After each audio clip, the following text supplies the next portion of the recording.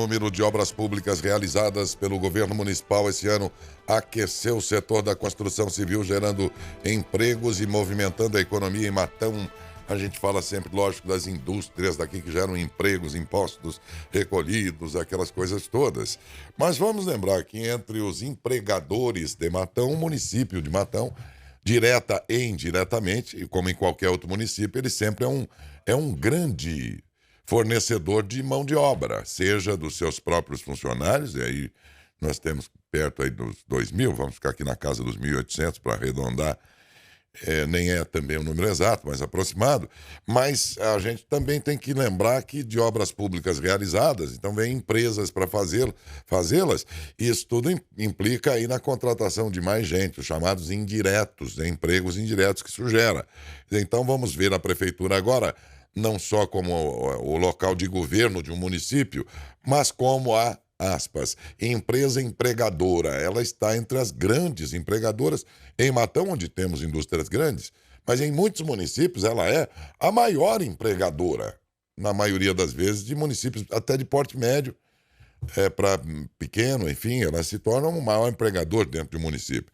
É claro que em Matão nós temos grandes indústrias, grandes empresas que empregam muito, mas é assim mesmo ela figura entre os grandes empregadores. É por esse ponto de vista que a gente vai, aqui no programa de hoje, tratar as obras aqui realizadas e a implicação de quantas vagas de trabalho, quantos empregos, direta e indiretamente, o município forneceu ao longo deste ano. Para isso, recebemos aqui no estúdio Ademir de Souza, diretor de Relações Institucionais. Bom dia, Ademir. Bom dia, Daércio. Bom dia, Esteves. Toda a equipe aqui da Rádio Saudades FM, da TVM. Prazer participar mais uma vez aqui do vosso programa. Estamos aí à disposição de vocês, da nossa população, para prestar aí as informações que são necessárias. O município tem também, como as empresas, uma composição, uma constituição jurídica. Perfeitamente. CNPJ, tudo? Sim, né? claro. Então, dentro desse contexto, vamos colocá-lo junto das demais empresas para lembrar que ela é, ainda assim, aqui em Matão, com indústrias grandes que tem, uma das maiores, uma das grandes.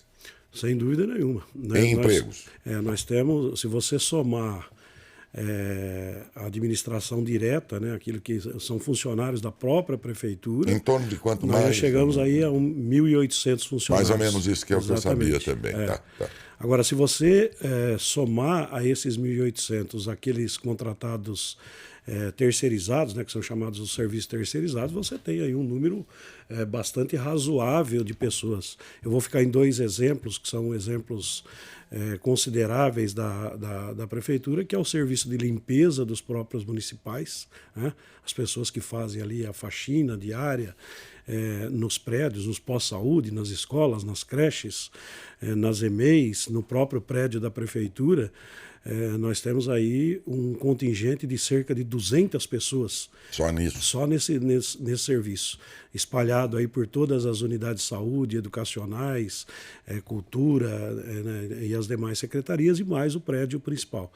Você tem, por exemplo, uma outra grande empresa, que é a empresa que faz o serviço de roçagem, de capina, de limpeza, de pintura, também de guias, que absorve um número de mão de obra bastante razoável.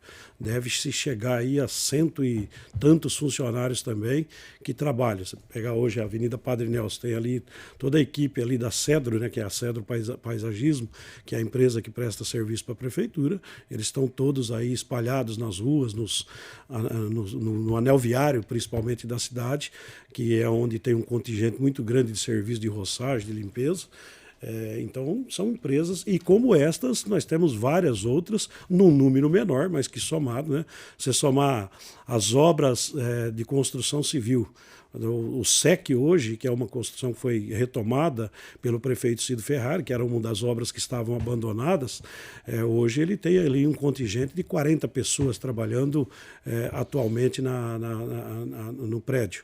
Você pegar o CAIC, a escola, a creche e a e-mail lá da Vila Pereira, a creche do Residencial das Acácias, a creche João Nones, o SF do Laranjeiras, a creche do Você está falando de obras desse ano, por exemplo. São todas obras que nós estamos executando, né, que a atual administração está executando, e se você somar todas essas obras, nós temos aí... As empresas que trabalharam nelas, né? Exatamente. E além dessa mão de obra direta das empresas, você tem a mão de obra indireta também. Né? Você pega um serviço, por exemplo, o SEC. O SEC ele tem obra de estrutura metálica que é construída em empresas normalmente a gente pede para que sejam feitas nas empresas locais. Há muitas empresas da nossa cidade que prestam indiretamente serviços para essas empresas contratadas pela prefeitura. Então, de forma indireta, a prefeitura de Matão, sem dúvida nenhuma, ela é uma das maiores empregadoras da cidade de Matão, não há dúvida nenhuma disso. Eu ia te perguntar exatamente isso. Em todo caso, essas obras tem o município, ao contratar empresas para realizar, recebe propostas de empresas de todos os lugares, né? Daí a minha pergunta, de alguma maneira, essas empresas, então, muitas vêm de fora para trabalhar. E alguém pode supor, então, que esses trabalhadores são também todos de fora. Elas costumam absorver a mão de obra local, por exemplo, de construção civil, por exemplo. Normalmente, o que essas empresas têm é uma estrutura técnica, vamos dizer assim, né? Você tem lá um engenheiro responsável, que normalmente é da direção da empresa, o proprietário, às vezes é ele mesmo, o engenheiro responsável técnico pela empresa. Mas a grande massa de trabalhadores que trabalham são pessoas... Eles contratam aqui. Você tem, evidentemente, empresas que também vêm para a cidade, que criam alojamento, que alugam casas, né? Que tem ali pessoas que prestam serviço, mas a imensa maioria, até porque é mais fácil, né? Você contratar na própria cidade e acaba ficando mais barato, vamos dizer assim, e evidentemente que as empresas trabalham com essa lógica da otimização dos recursos que ela vai receber com a obra que ela vai fazer. Então isso acaba gerando emprego na cidade e isso é muito importante. Isso daria, grosso modo, numa contabilidade ainda que grosseira aí, em algum momento, e reunindo essas obras todas, por exemplo, você daria para dizer que dobra o número de funcionários que a prefeitura tem? Olha, eu não sei se dobra, Darcy, mas assim, chega muito próximo, né? Chega muito próximo do número direto que nós temos na prefeitura. Você vai ter aí um contingente bastante razoável de pessoas trabalhando. Além dos 1.800 da prefeitura, também passa de 1.000 com certeza o número de funcionários que prestam serviços indiretamente para a prefeitura. Bom, aí você começa a pensar então que esse contingente todo, de certa forma, boa parte desse dinheiro acaba circulando aqui mesmo. Evidentemente. Porque ele vai lá na compra do supermercado do sujeito, na compra da roupa para a família, na compra... Enfim, o dinheiro acaba circulando no nosso próprio comércio, em boa parte, então, né? Na verdade, assim, normalmente a prefeitura é vista como um ente político, e ela o é, né? A administração, ela é conduzida pelo processo político, pelo arcabouço jurídico político do país, mas ele é, no fundo, uma empresa.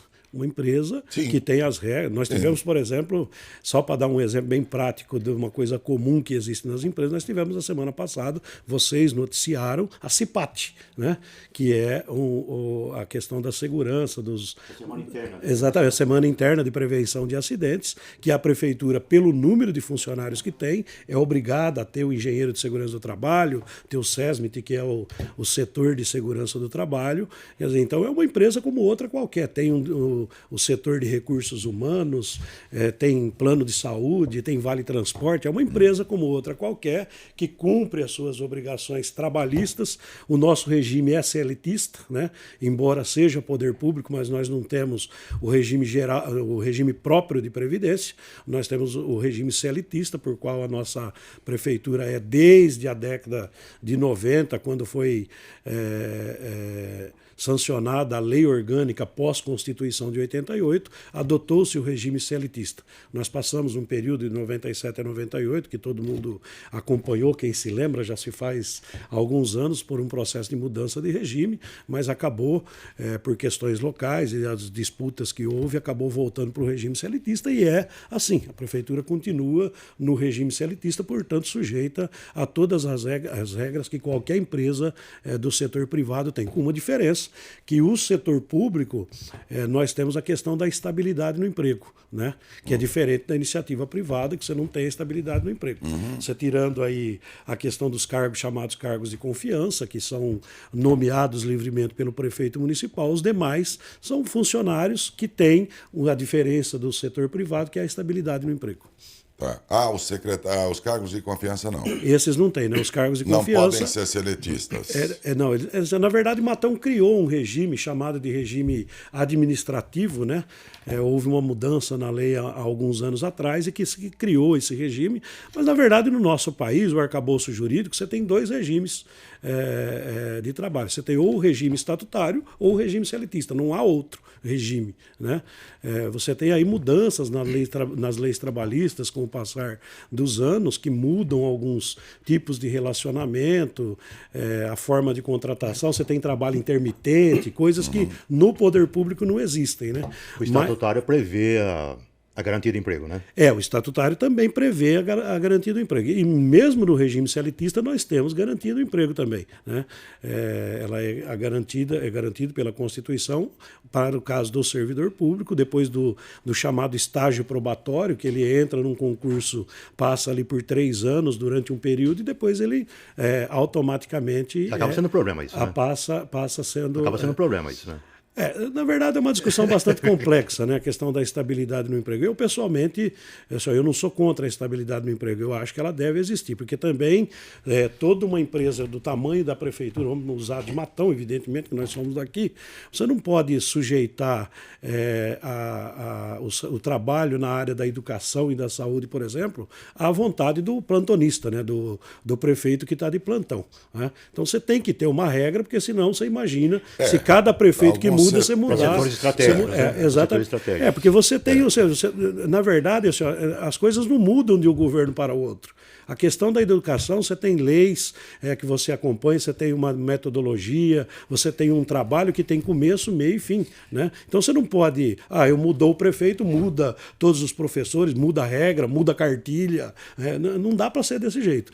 Então, assim, há setores, e a lei já avançou muito com o decorrer do tempo, né? Você vê que hoje nós temos a possibilidade da terceirização de vários serviços. Aquilo que não é atividade fim do poder público é permitido a terceirização.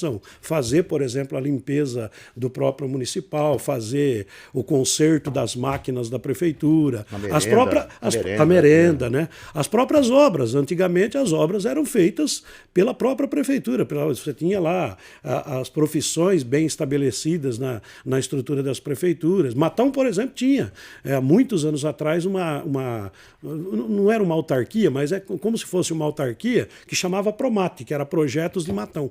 E ela tinha ali uma estrutura que construía casas, por exemplo, né? Então, com o passar dos anos, essas alterações foram acontecendo para exatamente facilitar um pouco, né? Você tem um pouco mais o mercado consegue, em alguns setores, por exemplo, a construção civil, você não consegue contratar todas as necessidades que se tem para construir uma obra e construir essa estrutura dentro da prefeitura. Então, a terceirização, ela é importante, ela tem avançado e isso tem facilitado bastante. Bom, a questão da estabilidade realmente tem esse outro lado. Quer dizer, a gente sempre fala, mas porque tem estabilidade muitos acomodam. Tem isso para pensar sim. Se não todos, mas muitos se abrigam no fato de que tem garantias, contanto que ele não cometa nenhum crime, nada absurdo, ele tem garantias estabelecidas e tal. De fato, se a gente pensar no trabalhador que buscou amparo nessa estabilidade, então... Mas se a gente pensar de outro modo... dito aqui, por exemplo, pelo Ademir, quando a gente pensar, por exemplo, em educação, em saúde, que são questões estratégicas dentro de um governo, então fica complicado. Aliás, nem devia ser como já é. Não pode ser pensado a cada 4 anos. Esse tipo de coisa tinha que ter um grande projeto de 30 anos. Que todo governante que sucedesse fosse obrigado a, desde que um projeto pensado, né? Sabe, por notáveis da educação, fazer um grande projeto nacional de educação durável, né? E que fosse obrigatoriamente seguido por todo e qualquer, porque cada ano você vai lá, muda, agora é progressão continuada, depois não é mais continuada. O cara troca slogan, muda não sei o quê, até ainda vai, mas quando você mexe na essência... Né? Conteúdo, então, né? O nosso país é muitas vezes pensado a cada 4 anos. Isso não é bom. A gente tem avançado bastante, a gente tem grandes estruturas no poder público, eu não estou falando só da prefeitura, o SUS é um exemplo disso, né? A Lei de Diretrizes e Bases na área da educação, a SUAS, que é na área da assistência social, quer dizer, ao longo do tempo, ao longo dos anos, com o passar dos anos, e a gente precisa registrar que é pós-Constituição de 1988, há um arcabouço jurídico bem estruturado que a nossa Constituição Democrática estabeleceu a partir de 88. Com isso eu estou querendo dizer que está tudo perfeito? Claro que não. É um processo que se avança, mas você pegar nessas 3 áreas, que são áreas prioritárias, educação, saúde e assistência social, nós temos hoje 3 sistemas montados que têm regras, que têm planejamento e que deve ser seguido. Você tem alguns momentos, e aí a questão fica política mesmo e acaba mudando, mas você tem um norte, né? Você tem um arcabouço, você tem uma para que um programa que fosse pensado, né, por notáveis e não pelo cidadão que o criou. Né? Por exemplo, para que ele durasse 10, 15 anos, não só porque ele achou que tinha que ser e a equipe dele. Um grande programa por notáveis da educação e que fosse 30 anos, né? Como foi por 30 anos a progressão continuada, né? Pensada só por um partido. Isso aqui não pode, é nesse sentido que eu digo. Teria que ser um negócio pensado nacionalmente por gente de todas as esferas, né? E que fosse o norte, de fato, obrigatoriamente, por 30 anos, pelo menos. Coisa que a China fez. Vem uma legião de chinesinha ali que eu vou te contar, meu amigo. Vocês não sabem o que as escolas deles prepararam. Viu? Uma geração inteira, por 30 anos. Gênios. Né? Bom, mas o município não vai tratar sobre isso sozinho, porque ele está dentro de um contexto, né? Aí que a educação é algo nacional, estadual e também municipal. Então, sim, mas vamos falar agora de 2014. Eu vi o 4 no final do número aqui, é 24 já. Ô, vida ligeira, não? Bom, 2024, a gente falou aqui de obras. E só para não ir muito longe também, vocês próprios terminaram um monte de obras que ficaram paradas. É porque um entra e fala, não quero isso aqui, porque se eu fizer isso aqui eu vou dar bandeira, vou fazer propaganda para o outro que começou, então deixa parado. Entende? O nosso dinheiro fica lá, virando pó. Por isso que eu digo, tem coisas que obrigatoriamente, olha, se isso aqui é prioridade mesmo, tem que continuar, pô. Não importa quem começou. Eu aí me lembrei, por exemplo, em outros tempos havia maturidade para isso, né? Porque aí eu vou lembrar aqui lá do Complexo da 15. Começou com o Gimenez. Com o Jaime Gimenez. E o Adalto terminou. Uhum. Eram mais maduros, talvez, né?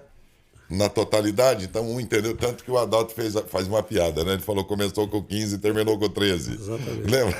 Ele fazia piada. É isso, né? Quer dizer, agora, terminou um governo, não deu para terminar uma obra, o outro entra e larga aquilo apodrecer porque ele não quer dar bandeira para o outro? Não. Bom, terminado esse assunto, vamos para 2024, que é o que interessa. E em 2024, eu fico aqui pensando, até aqui veio uma sequência muito boa de obras dentro de um tempo difícil de recursos, né? Mas elas vieram acontecendo. Foram tantas paradas que que foram finalizadas, outras que vocês começaram e terminaram, outros que vão começar e vão terminar e tudo. Mas dentro de um ano, Ademir, em que o calendário eleitoral manda brecar um monte de coisas. Isso pode atrapalhar essa sequência muito boa que vocês tiveram até aqui de obras? Não, eu não. No ano que vem? Não vejo, não há nenhuma ruptura desse processo, ele vai ter continuidade. Primeiro, importante você registrar, o prefeito Cido Ferrari, de fato, pensa desta forma. O prefeito Cido Ferrari, inclusive, tem falado isso em todas as oportunidades, que para ele, obra parada é dinheiro jogado fora, né? A obra, você tem que acabar ela, e ele assumiu esse compromisso, ele e o Adalto, e depois, com tudo que aconteceu, o Cido vira o prefeito da nossa cidade em definitivo, com o passamento do nosso querido e saudoso Adalto, e ele terminou, assim, praticamente terminou, né? Não terminamos ainda, mas das 6 obras que estavam paradas, ESF do Las Lomas, ESF do São Judas prontos, quadra do Retiro pronta, delegacia no centro da cidade pronta, CREAS, lá no Monte Carlo, na Avenida Cássio Botura, já está pronto. Nós estamos agora na fase final de acabamento, mobiliando. A expectativa é que no mês de janeiro o prefeito Cid Ferrari entregue já a obra do CREAS. E o SEC, lá na Avenida Laerte Taralo Mendes, que também está caminhando. A nossa expectativa é muito boa, que até maio, junho, mais ou menos, se Deus quiser, aquela obra vai estar concluída também. Então, encerrou as 6 obras. Mas, independente do término dessas 6 obras, o prefeito Cid Ferrari sabia. Nós pegamos a cidade numa situação bastante difícil, né? E eu acho que um dos problemas mais crônicos que a gente tinha e que a população sentiu o trabalho que o prefeito Cid Ferrari realizou na nossa cidade foi o recapeamento asfáltico. Né? Recapeamento, uma obra importantíssima, né? Sem contar as vicinais nas parcerias com o governo do estado, nós recapeamos mais de 300 mil metros quadrados de asfalto na nossa cidade. São 120 quarteirões que foram integralmente recapeados. E a gente tem uma recordação muito boa disso. Em 2005, por exemplo, o prefeito Adalto recapeou a Avenida 15 de Novembro e a Avenida São Paulo. São 18 anos depois, 16, 17 anos depois, a gente vai ter que recapeá-la de novo. Ela está prevista para ser feita agora no início de 2024, a 15 de novembro. Então você vê que o recap é uma obra que dá uma sobrevida para as ruas de 15 a 20 anos. E é o que vai acontecer com todos esses quarteirões. E esse trabalho do recapeamento asfáltico feito pelo Cid Ferrari, ele vai continuar agora. Já está, nós acabamos de abrir, Daércio, na quarta-feira da semana passada, uma licitação onde nós vamos recapear mais 29 quarteirões da cidade. Um investimento de mais 3 milhões e 800 mil reais, que é fruto de emendas parlamentares de alguns deputados federais, Padilha, de Biasi e outros deputados que fizeram algumas emendas, que somam 1.250.000. O restante é o prefeito Cid Ferrari, através da sua administração, que vai complementar. Então, 29 quarteirões.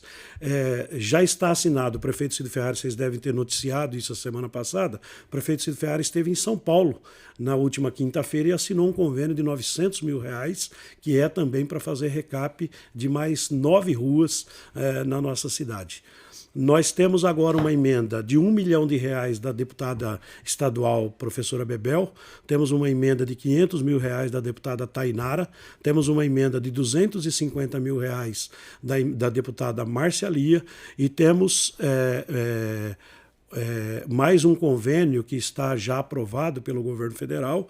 Nós estamos com o plano de trabalho. Ontem me ligou a Fátima da Presidência da República em Brasília, que nós estamos fazendo esse contato e já está tem um sistema do governo federal que chama Transfere Gov, já está aprovado mais um investimento em Matão de R$5 milhões, que se soma a todas essas emendas que eu estou te falando. Nós vamos ter, então, agora para o início de janeiro, o prefeito Cid Ferrari vai autorizar todas as licitações e a gente deve recapear mais 88 quarteirões da nossa cidade. Quanto foi esse ano nessa leva toda aí de então, nós, como eu lhe disse, 300 mil metros quadrados e agora nós vamos recapear cerca de 250 mil metros quadrados. Quase o mesmo tanto que nós fizemos anteriormente. Isso já tem que ser feito agora, ou pelo menos processado agora antes. Os convênios, na verdade, os convênios, esse dos 5 milhões do governo federal já está no Transfere Gov. O prefeito Cid Ferrari assinou o último convênio, que foi quinta-feira, de R$900 mil, e as emendas das nossas deputadas já estão todas tem um sistema do governo do estado de São Paulo que chama Sem Papel. Nós já apresentamos as propostas, já estão aprovadas, nós estamos simplesmente aguardando a liberação pelo governo do estado para a abertura das licitações. Isso quer dizer o seguinte, que em janeiro, fevereiro, março e abril, nos próximos 4 meses aí do início de 2024, nós vamos estar recapeando mais 88 quarteirões, cerca de 250 mil metros quadrados de asfalto. Eu vou te dar alguns exemplos. A 15 de novembro da Avenida Baldan até na delegacia, a Avenida Cesário Mota da Laerte Mendes até no hospital, a Avenida 15 de novembro da Pedro Bigal lá no bairro Alto até no Rio São Lourenço, a Marlene Davi dos Santos lá no Jardim Paraíso, Nós já fizemos uma grande parte do Jardim Paraíso, falta lá umas 6 ou 7 ruas, nós vamos asfaltar integralmente as ruas do Jardim Paraíso. Nesta licitação que abriu a semana passada, a Rua Amálio Mingossi, a Rua Andreatti, são várias ruas ali do Jardim Primavera que ainda necessitam desse serviço. O Jardim Primavera, ele vai ficar totalmente recapeado, inteirinho o bairro do Jardim Primavera. A partir de janeiro começam os serviços, janeiro, fevereiro mais tardar, começam os serviços ali. Então, assim, esses são alguns exemplos de ruas que vão ser ainda asfaltadas. Aqui, ó, da Sorema, você pegar da Sorema, a Rua João Pessoa, a Rua Prudente de Moraes e a Rua José Artimonte. As 3 ruas vão ser completamente recapeadas desde a Avenida Padre Nelson até a Avenida Trolese, passando pela Vila Santa Cruz, Quarto Centenário, chegando na Avenida Trolese. Então, assim, ó, são inúmeros quarteirões, são 88 no total, que nós vamos fazer agora nesses próximos meses de janeiro, fevereiro e março. Muito bem, isso vamos colocando dentro de um calendário do ano que vem. O SESC, como é que vai ficar o ano que vem? O SEC, a nossa expectativa é que até meados do ano que vem a gente faça a inauguração dele. Pronto. A gente entregue ele pronto para a população. Até a metade do ano. Certo? Exatamente, Falta, evidentemente, nós estamos falando ali da parte de educação complementar. Nós temos a questão do teatro, que o prefeito Cid Ferrari já recebeu o projeto completo, nós já temos, já está em nosso poder. Há todo um trabalho que nós estamos realizando junto ao governo federal.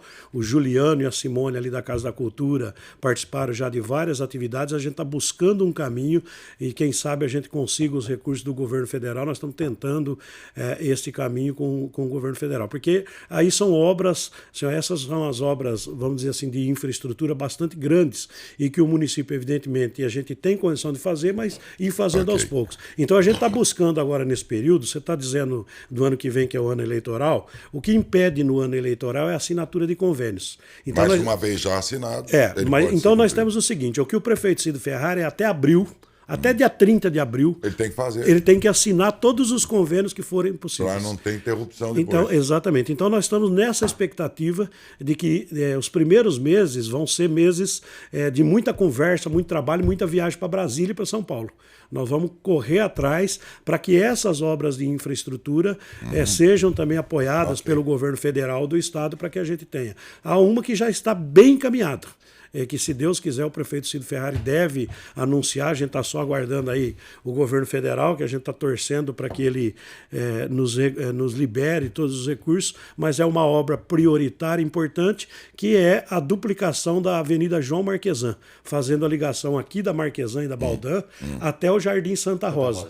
Porque nós tivemos lá no governo do Adalto, no segundo e no terceiro governo dele, ele fez a interligação do São José com a Santa Rosa e do Santa Rosa com a Baldan, com uma pista. Falta a segunda pista. E quem mora na cidade de Jardim, no Vale do Sol, no Laranjeiras, no Esperança, no Bom Jesus, sabe o que é passar ali pela Avenida Marquesan às 7 horas da manhã, às 11 horas, na hora do almoço, nos horários de pico é terrível.